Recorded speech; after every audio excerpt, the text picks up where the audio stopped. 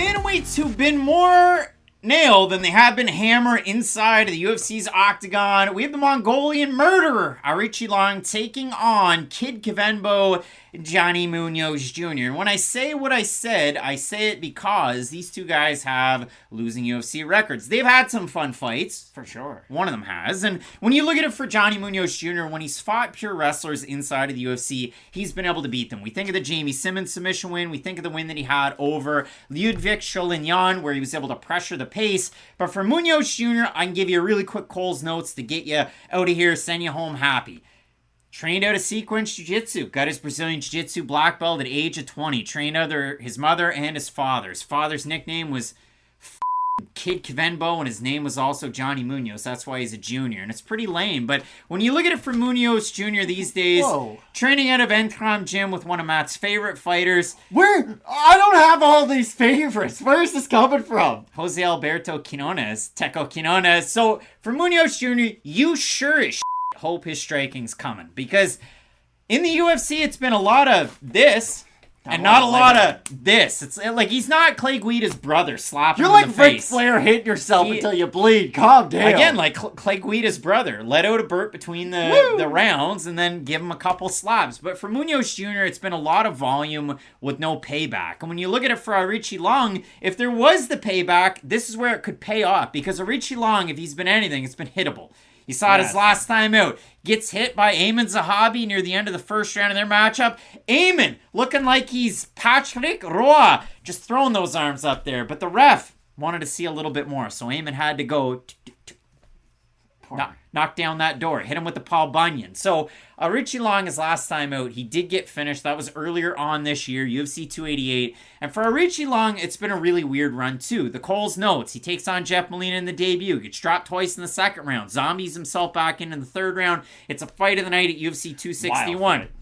Takes on Cody Durden, gets out wrestled, first round, second round, rallies back a little bit in the third round, ultimately loses that matchup, beats Cameron Eltz, not ready for primetime player like Saturday Night Live. He beats Jay Perrin in a pretty close fight, all things considered, but definitely the harder shots landed by Aoriqileng. And then, of course, left hook to the ground strikes. It was early in the first round. My apologies against Ayman Zahabi. So when it does come down to this one, Matt, Aoriqileng, even really, really low on the pro record. He was one of those fighters, not necessarily like, what's his name? Buddy out of Ukraine there. The guy that had the salty records that was very padded and then not padded by the time he fought against Alonzo Menafield. Ashkar Majarov. That was his name. Aoriqileng's record when he was in the UFC went through a Sherdog Fight Finder remix, and then some fights got added as losses and some as wins. But you look at it really early on. In 2016, he took on Grigory Popov, who was already popping off as an old young man. And then he also had a loss in 2017 to Kai Kara-France. I went back and watched that fight. It's wild because Aoriqileng struggles in the takedowns, but there was one point where he caught Kai off balance with a big right hand that was able to kind of just send him backwards for a bit. So we know both these guys quite well. If you've watched the tape on either of them, UFC or otherwise, Aoriqileng, former WLF Wars bantamweight champ, Johnny Munoz Jr., King of the Cage bantamweight champ. There's a lot that you can study on them, but as far as tape study is concerned, Aoriqileng, Sanda, Sanchu fighter, both those things together, that Kung Lee type of discipline. And for Johnny Munoz Jr., it's the wrestling, even though his takedown accuracy's bad, and it's jiu-jitsu, it's pretty darn good when you can get it there. But if not, and if these two guys get tired, it gets a little bit squirrely, and plan B, again, can be very interesting. This fight's either going to be awesome or terrible, and I'm going to sell you both packages right now. If Aoriqileng's able to, I don't think he's going to wrestle a lot in this fight, but that's always been the underrated thing about him. I know Cody Durden was able to take him down quite a bit, and he had success with his own wrestling, but Aoriqileng does wrestle quite a bit when he has that advantage in his game, and that's normally when we do see him have a lot of success, because it allows him to disguise some of those bigger shots on the feet that we always know he's possessed with some of those takedown attempts. And for Munoz, you bring it up, he is one of those wrestlers grapplers, I should say, that the fight just kind of ends up on the mat, and then he has success with his grappling, less so than him going out there and like Yoel Romero ankle picking his opponent to the mat. But I do think Aoriqileng, if he is having enough success on the feet, he might pull a Kelvin Gastelum when he fought Israel Adesanya and kind of shoot for a takedown almost out of overexcitement because he is having so much success. Now, if that happens, Munoz might be able to grapple himself back into this matchup, but do you think Munoz can make Aoriqileng pay enough on the feet with his volume? Not because a chance. That's the thing. If he's not able to hit him with enough accuracy with some of those shots, I think Aoriqileng is going to be able to get into the pocket and start landing his own power shots. And if that is the case,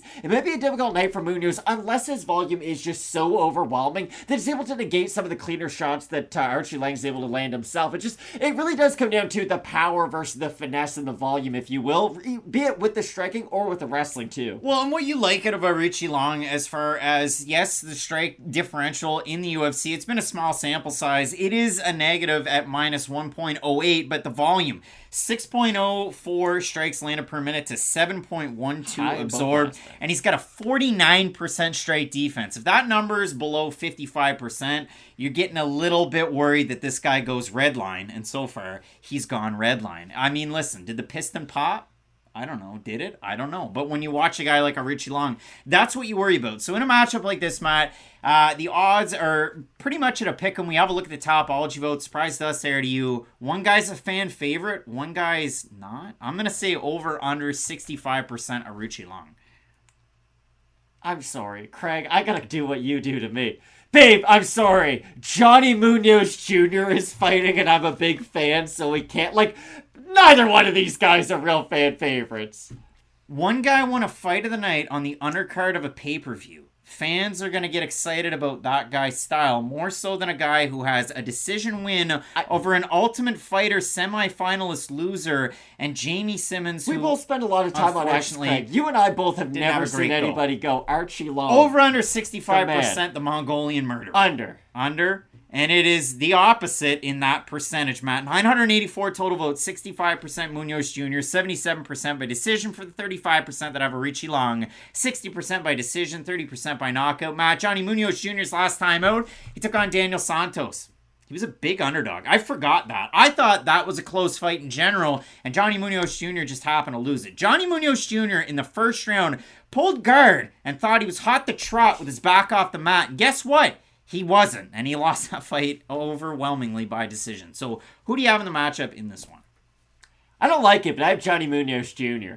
Ooh. I think he's going to get hit by big shots, don't get me wrong, and I think he's going to get taken down. But I think the volume is going to be able to outweigh whatever damage he does eat throughout this fight, and I do at least have a little bit more confidence in the overall volume. Not that Aoriqileng's not going to be there in the third round, because even in some of his most impressive performances, be it wins or losses, he kind of finished the fight quite strong.